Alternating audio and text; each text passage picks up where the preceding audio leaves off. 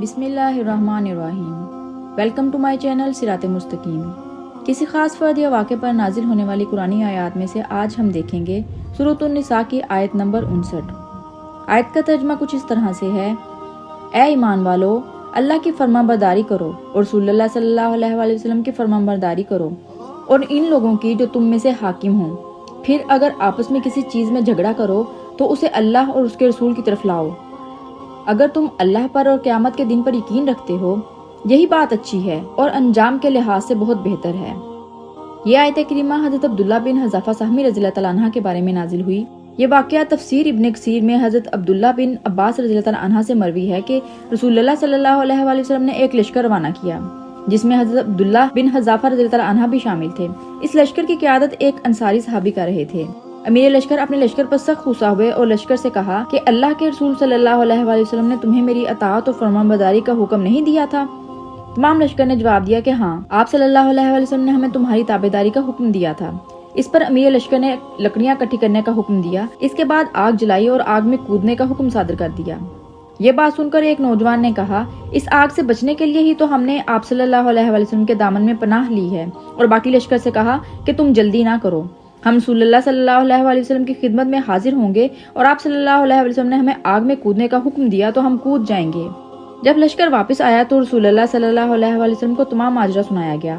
یہ سن کر آپ صلی اللہ علیہ وآلہ وسلم نے فرمایا، اگر تم آگ میں کود جاتے تو ہمیشہ آگ میں جلتے ہی رہتے، اور ساتھ ہی فرمایا کہ فرمانبرداری صرف معروف کاموں کے لیے ہے، نافرمانی میں کسی کی اطاعت نہیں ہے۔ امام ابن کثیر رحمۃ اللہ علیہ نے اسی آیت کی تفسیر میں امام صادق سے روایت بیان نقل کی ہے۔ رسول اللہ صلی اللہ علیہ وسلم نے ایک لشکر حضرت خالد بن ولید کی عمارت میں روانہ کیا جس میں عمار بن یاسر رضی اللہ عنہ بھی تھے۔ جب یہ لشکر اپنی منزل پر پہنچا تو وہاں کے باسیوں کو علم ہو گیا۔ وہ لوگ بما اہل و عیال اور ساز و سامان وہاں سے بھاگ گئے۔ وہاں صرف ایک آدمی باقی بچا۔ وہ شخص رات کی تاریکی میں حضرت عمار رضی اللہ عنہ سے ملا اور کہا کہ میں مسلمان ہوں، اللہ تعالیٰ اور رسول اللہ صلی اللہ علیہ وسلم پر میرا ایمان ہے۔ حضرت عمار رضی اللہ عنہ نے اس کو پناہ دے دی۔ صبح ہوئی تو حضرت خالد بن ولید رضی اللہ عنہ نے اسے گرفتار کر لیا اور اس کے سامان پر قبضہ کر لیا، جس پر حضرت عمار رضی اللہ عنہ نے کہا، میں نے اسے پناہ دے رکھی ہے۔ مگر حضرت خالد بن ولید رضی اللہ عنہ نہ مانے اور کہا کہ تمہیں پناہ دینے کا اختیار کس نے دیا؟ جب یہ معاملہ رسول صلی اللہ علیہ وآلہ وسلم تک پہنچا تو آپ صلی اللہ علیہ وآلہ وسلم نے فرمایا، عمار کی پناہ بالکل ٹھیک اور درست ہے، جس پر رسول اللہ صلی اللہ علیہ وآلہ وسلم کے سامنے ان دونوں کی تلخ کامی ہو گئی۔ تو حضرت خالد رضی اللہ عنہ نے کہا، آپ اس ناک کٹے عمار کو کچھ نہیں کہتے، جبکہ یہ مجھے برا بلا کہہ رہا ہے۔